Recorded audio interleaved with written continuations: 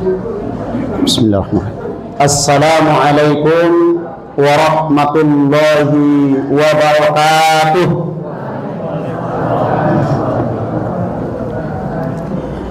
Alhamdulillahil wahidis samad alladzi lam yalid wa lam yulad wa lam yakul lahu kufuwan ahad. Allahumma salli wa sallim wa barik ala sayyidina Muhammad wa ala ali sayyidina Muhammad.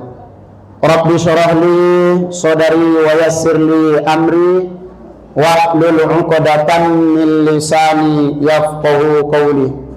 Rabbi yassir wa la tu'assir, Rabbi tammim bil khair, la haula wa la quwwata illa billahil aliyyil azim.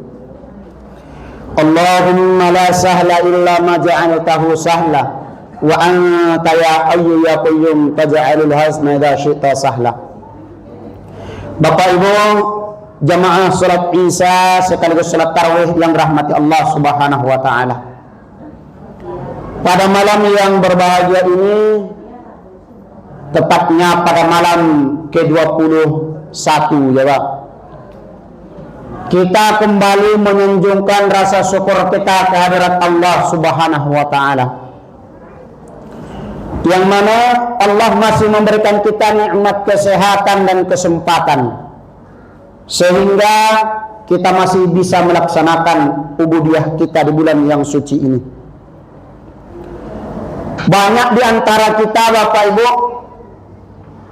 yang kemarin-kemarin masih ikut bersama kita, tapi sekarang sudah dipanggil Allah Subhanahu wa taala.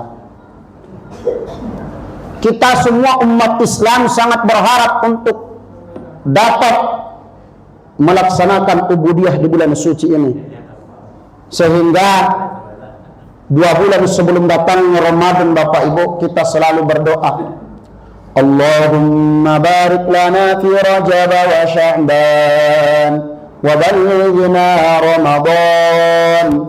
Ya Allah, berkahilah kami di bulan Rajab dan di bulan Sya'ban, sampaikanlah umur kami kepada bulan Ramadan. Alhamdulillah Bapak Ibu, kita yang hadir ini adalah orang-orang yang Allah pilih. Allah sampaikan umur kita sampai ke bulan Ramadan. Allah berikan kesempatan kepada kita beribadah di bulan suci Ramadan. Ini merupakan nikmat yang sangat besar. Maka Allah di sini tidak banyak-banyak meminta kepada kita Bapak Ibu. Apa yang Allah minta? Syukuri yang aku berikan, akan aku tambah. Tapi kalau tak pandai bersyukur, kalau kufur terhadap nikmat yang Allah berikan, apa yang datang? Azablah yang akan datang Bapak Ibu. Mungkin bagi kita yang normal, kalau ditanya mana lebih memilih nikmat bertambah atau azab yang datang, kira-kira mana yang kita pilih Bapak Ibu? Nikmat yang bertambah. Kalau ingin nikmat yang bertambah berarti harus pandai bersyukur. Kalau tidak pandai bersyukur, azab akan datang. Jadi Bapak Ibu, pilihan ada di tangan kita. Lalu bagaimana cara mensyukuri nikmat tersebut? Kita gunakanlah nikmat yang Allah berikan kepada kita untuk jalan yang diridainya. Allah kasih nikmat bernapas, kita gunakan untuk beribadah. Syukur kita Pak. Kadang nikmat ini terasa ketika sudah hilang. Coba kita kalau berkunjung ke rumah sakit, banyak saudara kita di sana yang tidak mampu bernapas dengan normal, akhirnya dibantu dengan oksigen. Satu tarikan napas membayar. Kita ini yang hadir tidak ada yang membayar napasnya, gratis. Coba kalau misalnya Allah perhitungan satu napas 1.000, mungkin lebih besar lagi hutang kita daripada pajak Bapak Ibu. Bapak Ibu yang rahmati Allah, salawat dan salam tak pernah kita lupa kepada baginda Rasulullah Sallallahu Alaihi Wasallam, yang mana syafaat beliaulah yang selalu kita harapkan di hari yauma la yanfa'u malun wala banuna illa man atallaha biqalbin salim. Di hari yang tidak berguna pangkat, tahta dan jabatan, bahkan anak dan istri sekalipun Bapak Ibu, kecuali qalbun salim, hati yang selamat, hati yang sejahtera, hati yang selalu berzikir kepada Allah Subhanahu wa taala. Pada hari itu Bapak Ibu, Suami tidak memikirkan istrinya lagi, istri tidak memikirkan suami, orang tua tidak peduli kepada anak, anak juga tidak memikirkan orang tuanya. Kita semua dikumpulkan di akhirat nanti Pak, kita urus diri masing-masing, kita pertanggungjawabkan apa yang kita kerjakan selama di atas dunia ini. Maka di sanalah kita nanti butuh syafaatnya Rasul. Kenapa? Karena amal ibadah yang kita kerjakan di dunia ini tidak cukup untuk tiket kita menuju surga. Maka butuh tambahan syafaat Nabi Shallallahu Alaihi Wasallam. Untuk mendapatkan syafaat tersebut, Bapak Ibu, kita perbanyaklah bersolawat kepada baginda Nabi Shallallahu Alaihi Wasallam dengan lafaz Allahumma salli wa sallim wa barik ala sayyidina Muhammad wa ala ali sayyidina Muhammad.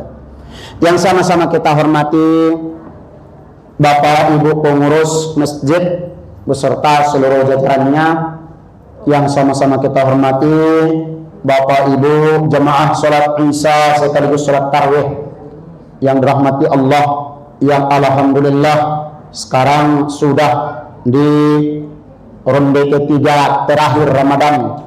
Ronde pertama 10 Ramadan pertama, kedua di pertengahan, sekarang sudah masuk di akhir Ramadan. Tapi masjid kita masih menunjukkan ini masih ramai.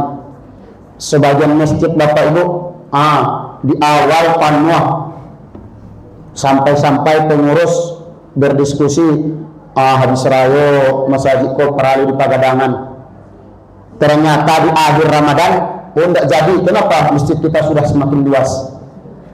Entah masjidnya yang semakin luas atau orangnya semakin sedikit, wallahu a'lam. Tapi alhamdulillah di masjid kita Bapak Ibu, kita lihat masih penuh, masih ramai.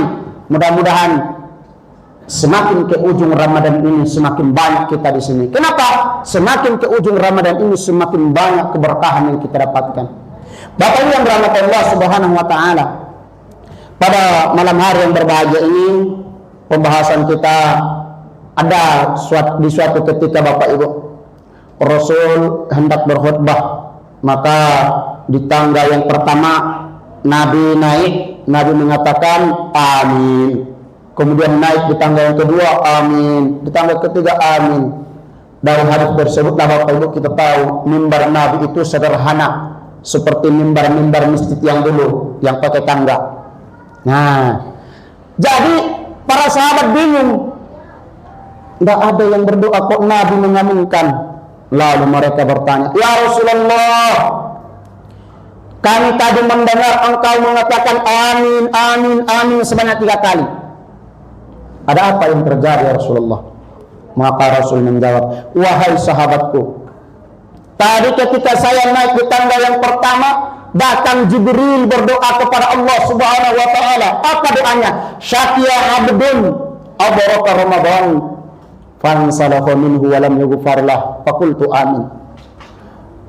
Di tangga yang kedua Jibril datang lagi berdoa, Syakia abdun adraka walidayhi aw ahadahuma falam yudkhilahul jannah faqultu amin.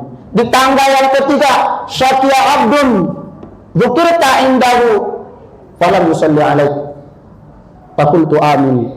Artinya Bapak Ibu, di tangga yang pertama tadi Jibril berdoa, celakalah seorang hamba yang mendapati bulan suci Ramadan, yang masuk ke dalam bulan suci Ramadan, yang ikut dihidupkan Allah di bulan suci Ramadan, tapi tidak mendapatkan ampunannya Allah Subhanahu wa taala. Maka Nabi menyatakan amin. Di tangga yang kedua, celakalah seorang hamba yang memperdapati kedua orang tuanya masih hidup, atau tinggal satu lagi Bapak Ibu, tapi tidak bisa dia masuk surga melalui pintu itu. Maka Nabi mengatakan amin. Kemudian di tangga yang ketiga, Jibril berdoa kepada Allah, celakalah seorang hamba yang apabila dia mendengarkan namamu disebutkan tapi tidak pernah bersolawat kepada ya Rasulullah. Lalu Nabi mengatakan amin. Bapak Ibu, yang tiga inilah yang akan kita bahas secara ringkas. Yang pertama, Jibril berdoa kepada Allah bahwa orang yang hidup di bulan suci Ramadan tapi tidak mendapatkan ampunannya Allah Subhanahu wa taala, kata Jibril, ya Allah, celakalah orang ini. Nabi mengatakan amin. Kenapa demikian Bapak Ibu? Nabi bersabda, "Man shoma Ramadhana imanan wa ihtisaban ghufira lahu ma taqaddama min dzambi." Siapa manusia yang berpuasa di bulan suci Ramadan dengan landasan iman dan ikhlas, Allah ampunkan dosanya yang telah lewat. Di hadis yang lain, "Man qama Ramadhana imanan wa ihtisaban ghufira lahu ma taqaddama min dzambi." Siapa orang yang menghidupkan malam bulan suci Ramadan? Kita hidupkan dengan ibadah sunnah, tarawih, rutin, witir, ikut tilawah Al-Quran. Kita usahakan selama sebulan suci Ramadan ini minimal 1 kali khatam Bapak Ibu. Mudah-mudahan Bapak Ibu yang hadir ini sudah lebih dari 1 kali khatam Al-Quran membacanya. Dan kita isi dengan berzikir, kita perbanyak bersolawat. Nah, orang yang menghidupkan Ramadan ini kalau berdasarkan keimanan dan keikhlasan, Allah ampunkan dosanya yang telah lewat. Jadi Bapak Ibu, dengan konsep yang dua tadi, yang pertama kita perbaiki kualitas ibadah puasa kita di bulan suci Ramadan, dan yang kedua kita perbaiki kualitas ibadah kita di malam bulan suci Ramadan, apalagi sekarang di malam 10 terakhir Ramadan, maka Allah ampunkan dosa-dosanya yang telah lewat. Bapak Ibu yang dirahmati Allah Subhanahu wa taala, makanya Jibril mengatakan kalau memang umat Nabi Muhammad ini, umat Islam, tidak mendapatkan ampunannya Allah di bulan suci Ramadan, maka dia itu orang celaka. Jadi Bapak Ibu yang dirahmati Allah, kita manusia, al-khata' wan nisyanu sifatan lil insan, salah dan lupa itu merupakan dua sifat manusia. Semua manusia ini tidak ada yang tidak berdosa. Pasti ada dosa kita kepada Allah dan kepada manusia. Jadi untuk itu Bapak Ibu, kalau kita sudah sadar bahwa kita ini merupakan orang yang banyak dosa, disinilah momennya, inilah waktunya, inilah kesempatannya minta ampun kepada Allah Subhanahu wa taala. Mudah-mudahan dengan datangnya Ramadan ini, dosa-dosa kita yang telah lewat diampuni oleh Allah Subhanahu wa taala. Bapak Ibu yang dirahmati Allah Subhanahu wa taala. Kemudian yang kedua, di tangga yang kedua Jibril berdoa tadi, orang yang masih hidup dua ibu bapaknya atau tinggal satu lagi tapi tidak bisa dia masuk surga melalui pintu itu, maka dia itu tergolong orang yang celaka, kata Jibril. Lalu Nabi mengaminkan, amin. Bapak Ibu yang dirahmati Allah, berbakti kepada orang tua ini merupakan suatu kewajiban bagi kita semua. Setiap manusia pasti mempunyai orang tua, kecuali ada beberapa orang yang tertentu. Maka dari itu Bapak Ibu, walaupun kita sudah tua, walaupun kita sudah misalnya tidak tinggal bersama orang tua lagi, tetap komunikasi, tetap mengabdi, berbakti kepada orang tua kita itu adalah suatu kewajiban bagi kita. Bapak Ibu yang rahmat Allah, meskipun Bapak Ibu dahi kita ini sudah menghitam, membiru karena sujud kepada Allah, harta kita habis kita infakkan ke jalan Allah, dan ibadah-ibadah sunnah kita kerjakan, badan kita kering karena puasa tiap hari sunnah. Tapi kalau hubungan kita dengan orang tua terputus, ataupun kita tidak mendapat ridho dari Allah, tidak mendapat ridho dari orang tua, maka semua ibadah kita itu tidak berlaku di hadapan Allah Subhanahu wa taala. Kenapa demikian Bapak Ibu?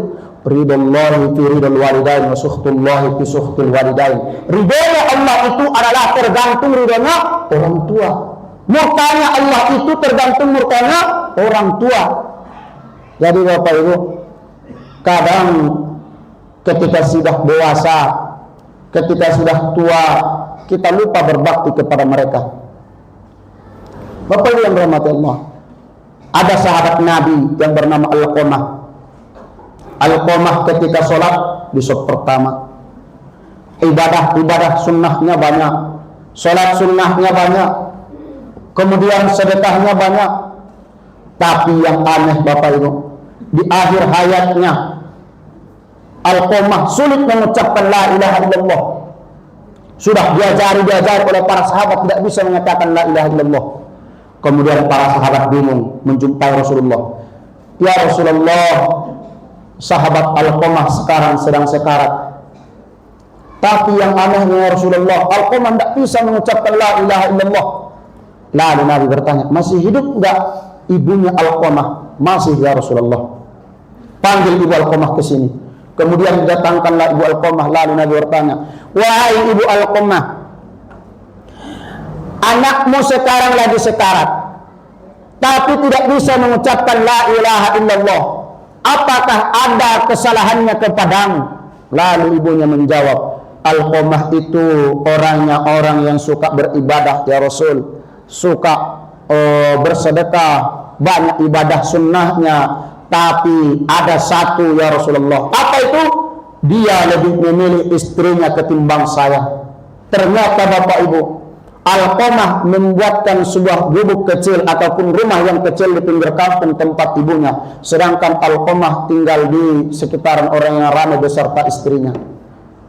Ini yang membuat hati ibunya terluka. Bapak yang rahmati Allah. Lalu singkat ceritanya, Rasul mengatakan, maafkanlah anakmu wahai ibu Alqamah. Tidak bisa ya Rasulullah, saya belum bisa memaafkannya. Kalau begitu, wahai para sahabatku, kumpulkan kayu bakar, kata Nabi. Untuk apa ya Rasul? Biar kita bakar Alqamah, karena kita tidak tega melihat dia begini terus. Maka menangis ibunya, ya Rasulullah, meskipun begitu kesalahan Alqamah, dia itu adalah tetap anak saya. Dia itu darah daging saya mengandungnya, melahirkannya, perjuangannya antara hidup dan mati. Jangan bakar ya Rasulullah, saya sudah memaafkannya. Lalu Nabi menyuruh para sahabat, coba periksa apakah Alqamah sudah bisa mengucapkan la ilaha illallah. Kalau memang ibunya mengucapkan dari lidah dan hatinya yang tulus, maka Alqamah bisa mengucapkan la ilaha illallah. Tapi kalau hanya dari lisannya tanpa dengan hatinya, dia tidak akan bisa mengucapkan la ilaha illallah. Maka para sahabat pun melihat, ternyata Alqamah sudah menghembuskan napas yang terakhir dengan mengucapkan la ilaha illallah. Bapak Ibu yang rahmati Allah, itu gambaran bagi orang yang memang memutuskan ataupun membuat hati seorang ibu tersakiti. Berbeda dengan sahabat Uwais Al-Qarni. Uwais Al-Qarni ini kalau di dunia orang menganggapnya itu adalah orang gila, Pak.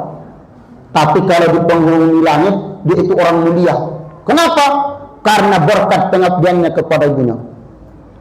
Di suatu hari ibunya Uwais meminta kepada anaknya, nah, ibu pengen naik haji.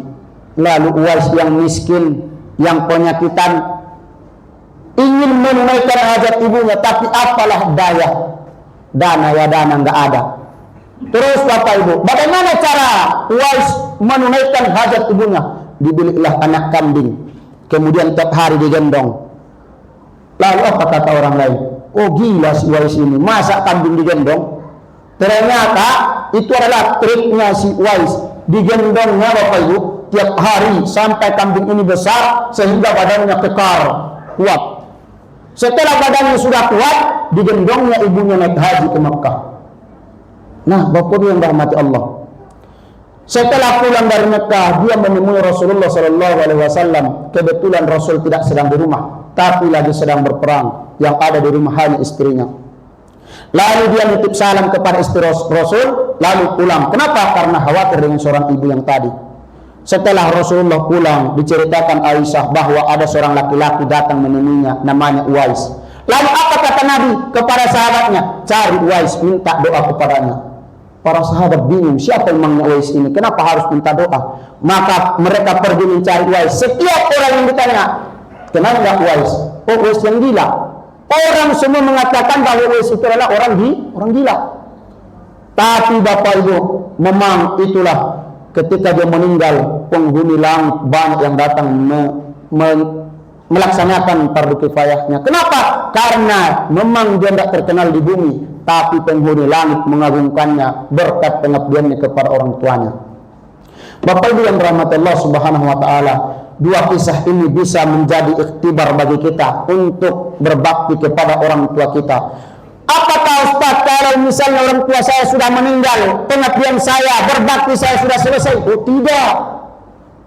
Kalau misalnya orang tua kita sudah meninggal, yang pertama Bapak Ibu, kita selalu sebagai anak mendoakan orang tua kita. Yang kedua, sambung terus silaturahmi kepada sahabat, keluarga, dan orang-orang yang dicintai oleh orang tua kita. Ini momennya Bapak Ibu, Ramadan sudah dekat Lebaran. Kalau memungkinkan untuk pulang kampung bertemu dengan keluarga dan orang tua, kita usahakan Bapak Ibu.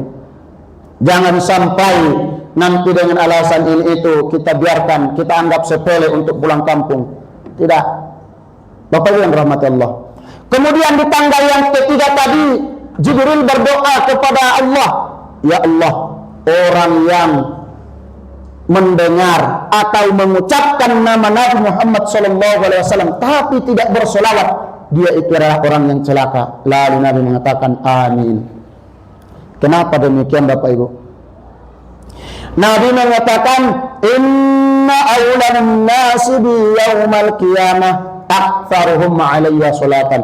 Yang paling dekat denganku nanti di hari kiamat adalah orang-orang yang paling banyak solawatnya kepadaku. Bu, mau nggak berkumpul nanti bersama Rasulullah di akhirat? Mau. Semua orang kalau ditanya ingin nggak berkumpul dengan Rasul, pasti ingin. Tapi kalau ditanya apa bukti cintamu kepada Rasul, Bu?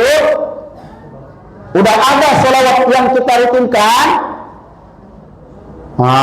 Berarti cinta tanpa bukti itu adalah dusta.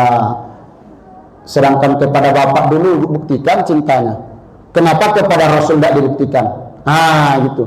Jadi Bapak Ibu yang rahmati Allah, mulai hari ini kita perbanyaklah bersolawat kepada Rasulullah SAW. Merupakan salah satu bukti kita mencintai Rasul dan mengikuti syariat-syariatnya. Apa yang diajarkan oleh Rasulullah, itulah yang akan kita ikuti.